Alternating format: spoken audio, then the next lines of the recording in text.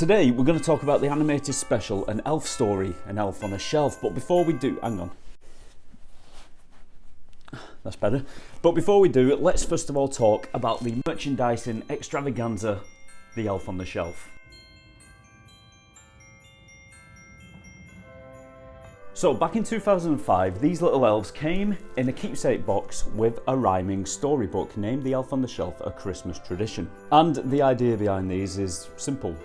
These are Santa's spies. You buy these for your kids, they go up on the mantelpiece and they spy on your child and they report back to Santa every single night.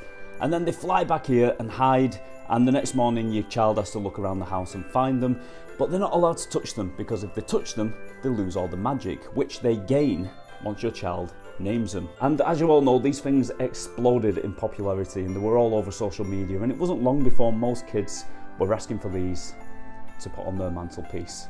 And eventually in 2011, a 30-minute animated special was aired on CBS named An Elf Story, The Elf on the Shelf. Okay, the plot in a nutshell is that Santa assigns a scout elf to a small family home to help a boy named Taylor regain his Christmas spirit. When Taylor names the elf Chippy, he receives the magic he needs to return to Santa and report his progress. But Chippy soon realises that helping Taylor believe again isn't quite as easy as he first thought. Okay, so if you've been following my Christmas episodes so far, you'll notice that I've been talking about films that I actually like.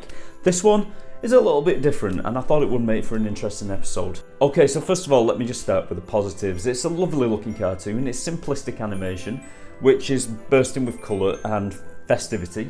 So that it's got going for it. But I must admit, I feel like this animated special is a massive advertising opportunity for this guy.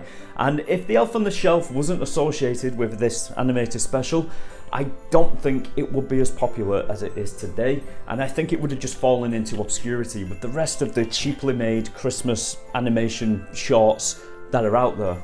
And even in the scene where Santa sends the elf to the family, you can see the elf being packaged up in the box that he actually comes in real life, the Elf on the Shelf box. It's exactly the same, and it's so in your face product placement.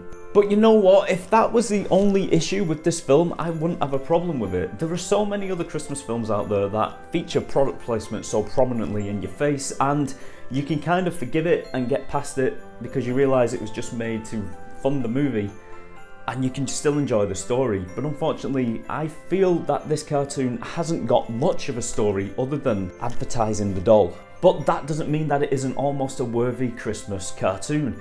It's almost and it's got all the good elements of a Christmas cartoon, but unfortunately for me personally, it just falls flat.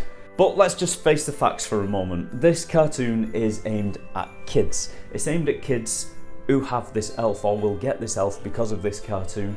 And my daughter, for example, absolutely loves it and she looks forward to putting it on every single year. So in that respect, I do enjoy it for that reason. I enjoy it because my daughter enjoys it. It's part of our Christmas tradition to watch this film as well as all the others.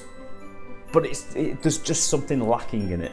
I think the main thing that holds this cartoon back is there isn't much of a story. It's quite weak actually. And the main character of Taylor, the little boy who's lost his Christmas spirit, I find that I can't sympathise with him. I don't feel sorry for him that he doesn't have his Christmas spirit, because at the beginning of this cartoon he comes across like a little brat. What's that? Another Christmas decoration? No, it's an elf on the shelf. Okay, let's call it Stinky Pants. Your name's Stinky Pants. Now fly. Dazzle McNoodle? Burgle Pop special. Princess is nice. How about Loser? There are 3 songs included in this animated special. The first one is called Extravaganza. Extravaganza tells you what's inside of us. And it's quite good, it is quite catchy, and it's a well written song, but it feels like it's really forced in there and it's not really got anything to do with the story. It doesn't push the story forward. The second song I think is called A Christmas Song, and if I'm not mistaken, they play this song twice in the cartoon. They play it in the middle and then they play it again at the end. But ultimately it's kind of forgettable. But the first song, Extravaganza Glorious, is a more upbeat, catchy song, but like I said, it just feels disconnected from the story somehow. But the main issue I have with the story is that the main character of Chippy, who is sent there to regain this boy's Christmas spirit, doesn't actually do anything.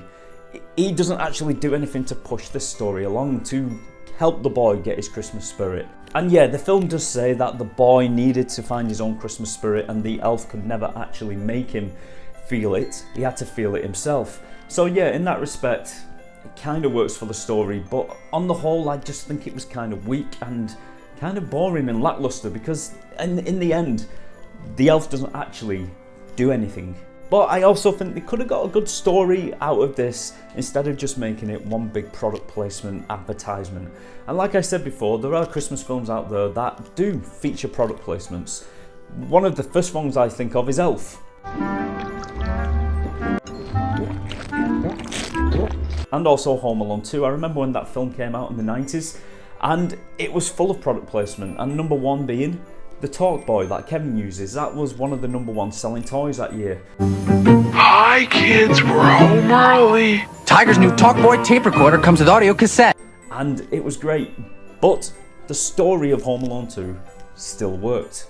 If you're looking for a simple Christmas animation that will keep your kids entertained for half an hour or so, then this works just fine. It's more than fine.